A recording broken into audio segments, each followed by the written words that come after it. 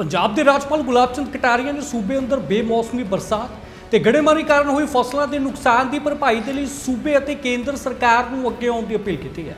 ਸੋ ਦੱਸਦੇ ਕਿ ਰਾਜਪਾਲ ਲੁਧਿਆਣਾ ਸਥਿਤ ਗੁਰੂ ਨਾਨਕ ਦੇਵ ਇੰਜੀਨੀਅਰਿੰਗ ਕਾਲਜ ਦੇ ਸਮਾਗਮ ਦੌਰਾਨ ਪਹੁੰਚੇ ਸਨ ਤੇ ਪੱਤਰਕਾਰਾਂ ਦੇ ਨਾਲ ਗੱਲਬਾਤ ਦੌਰਾਨ ਰਾਜਪਾਲ ਨੇ ਕਾਲਜ ਦੇ 70 ਸਾਲ ਪੁਰਾਣੇ ਇਤਿਹਾਸ ਨੂੰ ਯਾਦ ਕੀਤਾ ਹੈ। ਤਾਂ ਜਿੱਥੇ ਭਾਰਤ ਦੇ ਰਾਸ਼ਟਰਪਤੀ ਡਾਕਟਰ ਰਾਜਿੰਦਰ ਪ੍ਰਸਾਦ ਸਣੇ ਹੋਰ ਕਈ ਪ੍ਰਮੁੱਖ ਸ਼ਖਸੀਅਤਾਂ ਆ ਚੁੱਕੀਆਂ ਨੇ।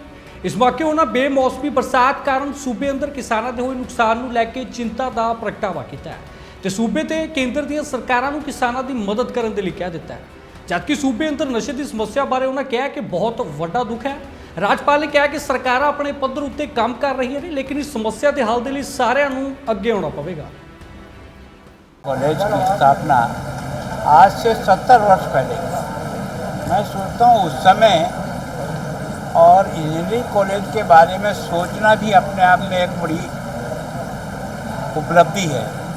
जिन लोगों ने भी कल्पना करके इस संस्था को स्थापित किया, अब तक जैसा मुझे बताया है कि 40,000 अंडर ग्रेजुएट इंजीनियर यहाँ से तैयार होकर के देश और दुनिया में गए। 10,000 बच्चे जो है ना, इन्होंने एक तरह से हायर एजुकेशन करके जो है वो देश को दिए हैं। देश के निर्माण में अगर सबसे बड़ा योगदान किसी का रहता है तो इंजीनियरों का रहता है। इस संस्था ने सबकी मदद से इस संस्था को इस रूप में ले जाकर खड़ा किया कि आज इतना बड़ी उपलब्धि इस देश को हुई है। इसके 70 साल के अवसर पर प्रारंभ करने में देश के पहले राष्ट्रपति डॉक्टर राजेंद्र प्रसाद जी यहाँ आए। मैं सोचता हूँ कि हिंदुस्तान का कोई ऐसा बड़ा से बड़ा शिक्षा से जुड़ा हुआ व्यक्ति नहीं होगा जो इस धरती पर नहीं आया।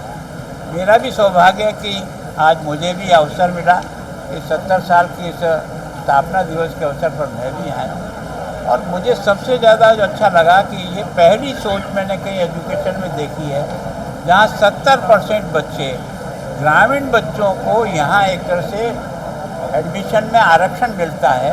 सामान्यतः देश में मैं भी इतना घुमा हूँ, इस प्रकार का किसी का भी सोच नहीं हुआ कि ग्रामीण बच्चों को भी एक अच्छी शिक्षा से जोड़ करके एक देश के निर्माण में उपयोगी बनाया जाए, तो इस सोच है। फिर अभी इन्होंने IPS और IAS बनाने की दृष्टि से भी जो कोचिंग शुरू की है वो बहुत स्वागत योग्य है।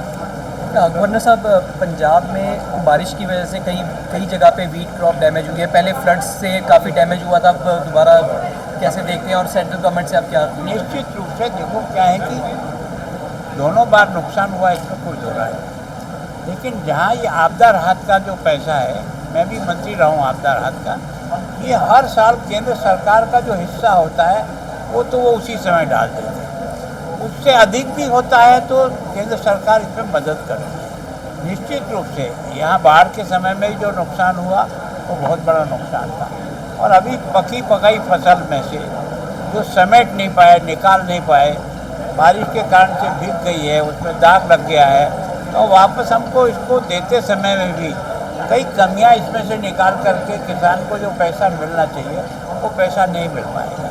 तो मैं सोचता हूँ जो मैं भी कर सकता हूँ, जो मेरे इस स्तर पर जो है केंद्र सरकार को और विशेष करके हमारे कृषि मंत्री जी को जो कुछ किया जा सकता है उससे जरूर बात करके अपनी तरफ से। पंजाब में नशे का प्रकोप लगातार बढ़ता जा रहा है। तो नशे के विरुद्ध यात्रा निकाली जा रही सरकार की तरफ से, आपकी तरफ से पद यात्रा की जा रही है।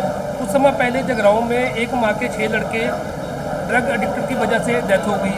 सुल्तानपुर लोधी में एक मोहल्ला है, उसमें एक माँ का, पंडोरी मोहल्ला, उसमें एक माँ का 5वां पुत्र है, वो भी नशे के कारण उसकी डेथ हो गई। देखो क्या है कि मैं भी जब बॉर्डर जिले में घुमा था तो मैंने वहाँ विलेज कमेटी में जो माताएं बहनों की जो पीड़ा सुनी थी, उससे ही मेरे को भी मन में लगा कि वास्तव में इसको कहते गवर्नर साहब आप और कुछ कर सको तो करना, कोई चिंता नहीं, पर हमारे बच्चों को नशे से बचाना। इसका मतलब ये कि उसके मन में कितनी पीड़ा थी कि अपनी औलाद को ही वो एक तरह से उससे तड़पता हुआ देख नहीं सकती है। तो ये जो है इसको कोई एक आदमी समाप्त कर देगा ऐसा नहीं। सरकार अपना काम करेगी, कानून अपना काम करेगी, लेकिन जनता के बीच में जागृति से और सब लोग मिलकर के प्रयास करेंगे और अपने आने वाले जो बच्चे हैं उनको दूसरी एक्टिविटीज से भी जोड़ें। ये जो धार्मिक दृष्टि से जोड़ने का लाभ क्या होता है कि जीवन में कोई बुराई ना घुस जाए। खेल का मैदान क्या होता है आपस में भाईचारा भी बढ़ाता है और इस प्रवृत्ति से दूर करता है। व्यक्ति को जितना फालतू समय मिलेगा वो उतना ही ज़्यादा डिप्रेशन में जाएगा, उसका समय नहीं ले। और जैसे आपने यहाँ ग्रामीण आरक्षण किया, मैंने सरकार को लिखा है कि बॉर्डर के ज़िले के जो बच्चे हैं उनको नौकरी में भी विशेष आरक्षण देना चाहिए, ताकि वहाँ के बच्चों को भी आगे बढ़ने का एक रास्ता मिले। इसमें आरोप और लगता है, इसमें आरोप ये लगता है जो पाकिस्तान से नशा आ रहा है वो तो बाहर जा रहा है, जो पंजाब में नशा हो रहा है वो सिंथेटिक नशा है, जो जिसकी वजह से नौजवानों की मौत की संख्या बढ़ रही है। देखो मैं पंजाब में ही बनाया जा रहा है, पंजाब के लोग। देखो मैं सोचता हूँ क्या है कि ये जो अधिकांश ड्रग आ रही है वो तो पाकिस्तान डंप कर रहा है, पर डंप भी तो तब करेगा जब यहाँ कोई रिसीव करने वाला होगा। ऐसे ही खेत में तो डंप नहीं करेगा। इसका मतलब जो नेटवर्क बना है उस नेटवर्क को तोड़ना